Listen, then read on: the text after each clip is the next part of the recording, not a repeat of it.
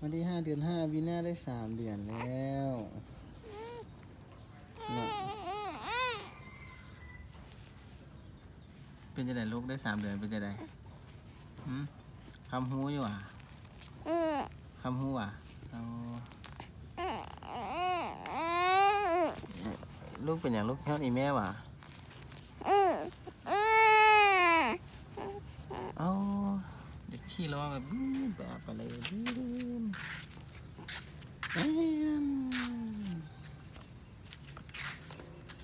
จ้ะ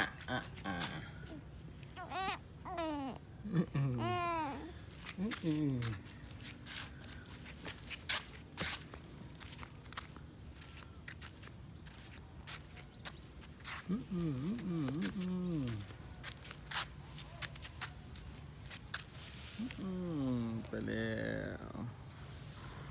ไปแล้วไอ้เจ้าไหนลูกคักบ่คักบ่คักบ่ป่าถามเลยคักบ่